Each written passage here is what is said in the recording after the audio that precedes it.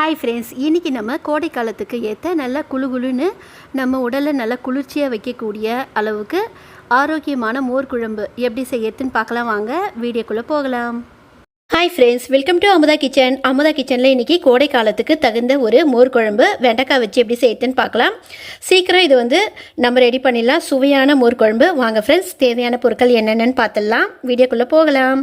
மொத்தம் 6 பொருள். இது ஊற வச்சு அரைக்கிறதுக்கு, தனியாக தாளிக்கிறதுக்கு இன்னும் நான் பொருட்கள் சொல்கிறேன். ஊற வச்சு அரைக்கிறதுக்கு முதல்ல கடுகு 1.5 டீஸ்பூன் எடுத்துக்கோங்க. கடலைப்பருப்பு 2 டீஸ்பூன், தனியா 3 டீஸ்பூன், சீரகம் 1.5 டீஸ்பூன், வற்றல் மிளகாய் ஒரு 7லேருந்து 8. அடிஷ்னலாக நம்ம 3லேருந்து 4 பச்சை மிளகாய் சேர்க்கணும். இஞ்சி அதே போல் அரை துண்டு இஞ்சி சேர்க்கணும். அது நம்ம அரைக்கும் போது சேர்த்துக்கலாம். தேங்காய் சேர்க்கணும் 2 பத்த அளவுக்கு. ஊற விடுறதுக்கு இந்த பொருட்கள் மொத்தம் ஒரு 6 பொருள் கணக்கு வச்சுக்கோங்க. பச்சரிசி 2 டீஸ்பூன். இது நல்லா திக்னஸ் வரும். அதே போல் நம்ம தனியாக நம்மளுடைய உடல் சூட்டை தணிக்கிறதோட வாசனையாக கமகமன்னு மோர் குழம்பு நல்லா அருமையாக டேஸ்டியாக இருக்கும். இதை நம்ம கரெக்டாக கோல்டு வாட்டர், நார்மல் வாட்டர் விட்டு 1 ஹவர் ஊற விட்டுக்கலாம். இந்த கிண்ணத்தில் இப்போ இதை எடுத்துக்கிட்ட பொருட்கள் எல்லாத்தையும் இந்த கிண்ணத்தில் போட்டுட்டேன். 1 ஹவர் இது நல்லா ஊறட்டும். இது நமக்கு இந்த மோர் குழம்புக்கு தேவையான இன்னும் பொருட்கள் என்னென்னு நம்ம பார்த்துக்கலாம். ஃப்ரெண்ட்ஸ், மோர் குழம்புக்கு நம்ம ஊற விட்டோம் இல்லையா பொருட்கள், இது எல்லாம் கரெக்டாக 1 மணி நேரம் நல்லா ஊறிடுச்சு. இதை இப்போ நம்ம மிக்ஸி ஜாருக்கு மாற்றிக்கலாம். இது கூடவே நம்ம சேர்க்க வேண்டிய பொருள் 3/4 துண்டு இஞ்சி, 3 பச்சை மிளகாய், வற்றல் மிளகாய் நம்ம சேர்த்துருக்கோம் 9 கிட்ட, பச்சை மிளகாய் அதனால் குறைவாக நான் சேர்த்துருக்கேன். தேங்காய் பத்தை ஒரு 2 பத்த அளவுக்கு எடுத்துகிட்ருக்கேன். நீங்கள் தேங்காய் துருவலாக எடுத்துக்கிட்டிங்கன்னா 1/4 கப்புக்கு கொஞ்சம் குறைவாக எடுத்துக்கோங்க. தேங்காய் அதிகம் வேண்டாம். இது எல்லாத்தையும் சேர்த்து நம்ம நல்லா கொஞ்சம் கொரப்பாக அரைச்சி எடுத்துக்கலாம். நைஸாக எடுக்கக்கூடாது, கொரப்பாக அரைச்சி எடுத்துக்கலாம்.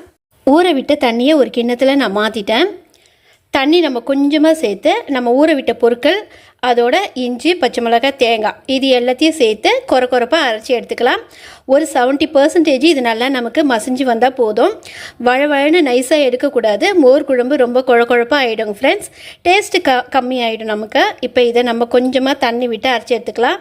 முதல்ல பொடி போல் அரைச்சிட்டு அப்புறமா கொஞ்சமாக தண்ணி விட்டு அரைச்சிட்டோம்னா சீக்கிரம் நமக்கு மசிஞ்சு வந்துடும். இல்லைனா தனியாக சீக்கிரம் நமக்கு அரைப்படாது. இது போல் பொடி போல் அரைச்சி எடுத்துக்கோங்க. இப்போ நம்ம ஊற விட்ட தண்ணியை கொஞ்சமாக சேர்த்து கொரப்பாக நம்ம அரைச்சி எடுத்துக்கலாம். இப்போ பாருங்கள், இது போல் கொஞ்சம் நமக்கு கொரப்பாக இருக்கணும். இப்போ இதை ஒரு கிண்ணத்தில் இந்த தண்ணியிலையே நம்ம ஊற விட்ட தண்ணி இருக்குது பாருங்கள், இதிலே இப்போ நம்ம இந்த அரைச்ச விழுதை இதில் போட்டு நல்லா கொஞ்சம் கட்டியாக நம்ம கரைச்சி எடுத்துக்கலாம்.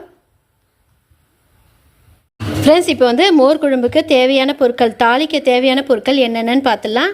கடுகு 1/2 டீஸ்பூன், உளுத்தம்பருப்பு 1/2 டீஸ்பூன், சீரகம் ஒரு 1/4 டீஸ்பூன், 200 கிராம் வெண்டைக்காய் இது போல் பொடியாக கட் பண்ணி எடுத்துக்கோங்க.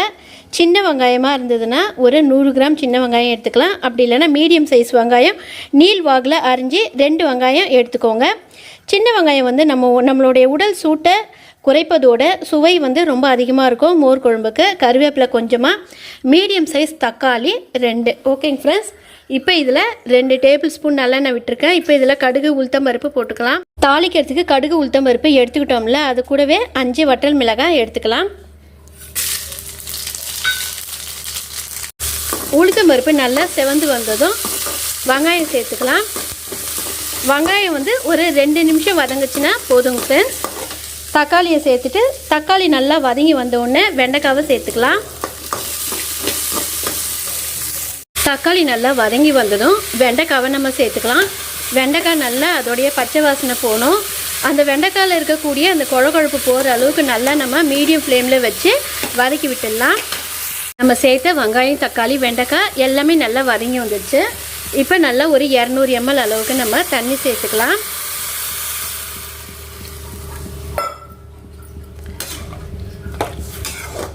தண்ணி லைட்டாக கொதித்து வரட்டும். கொதித்து வந்ததும் நம்ம கரைச்சி வச்சுருக்கோம் பாருங்கள், இந்த விழுதை நம்ம சேர்த்துக்கலாம்.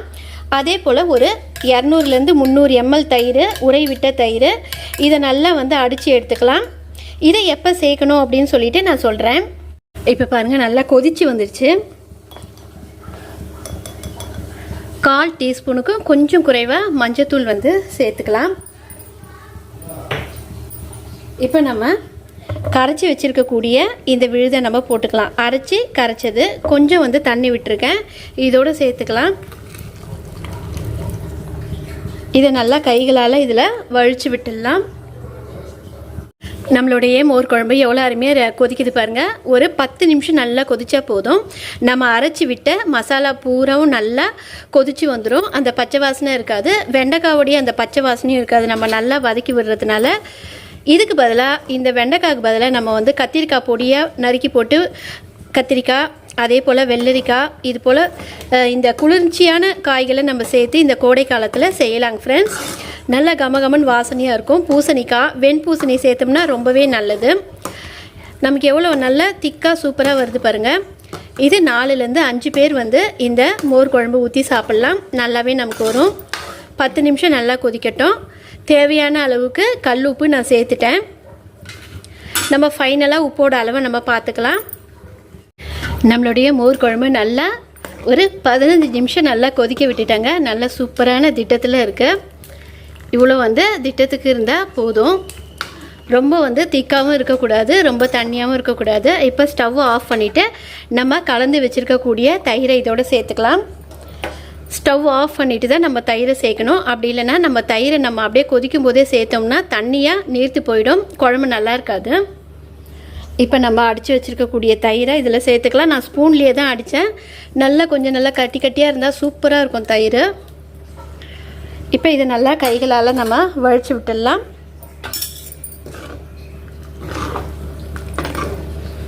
எவ்வளோ நல்லா திரியாக மிதக்குது பாருங்கள் தயிர். நம்ம மிக்சியில் போட்டு அடித்தோம்னா இது போல் திரியாக வராது, நைஸாக ஆகிடும், டேஸ்ட்டே மாறிடும். இது போல் நம்ம ஸ்பூன்லேயோ இல்லை மோர் கடையிற மத்துலேயோ நம்ம வந்து கடைஞ்சி விட்டோம்னா இது போல் நல்ல அருமையான கன்சிஸ்டன்சியில் இருக்கும் ஃப்ரெண்ட்ஸ். இந்த மோர் குழம்பு வீடியோ உங்களுக்கு பிடிச்சிருந்தா மறக்காமல் சப்ஸ்கிரைப் பண்ணுங்கள். நிறைய கோடைக்கால ரெசிபீஸ் வந்து நம்ம கண்டினியூவாக பார்க்கலாம். இந்த வீடியோ உங்களுக்கு பிடிச்சிருந்தா லைக் பண்ணுங்கள், ஷேர் பண்ணுங்கள், மறக்காமல் கமெண்ட்ஸ் கொடுங்க. அதோட பெல் ஐக்கானை தட்ட மறக்காதீங்க. பெல் ஐக்கானை தட்டிட்டு ஆல் என்ற ஆப்ஷனை நீங்கள் தட்டி விட்டால் தான் டெய்லியும் போடுற வீடியோ உங்களுக்கு நோட்டிஃபிகேஷனில் வரும் ஃப்ரெண்ட்ஸ். பாய், தேங்க்யூ.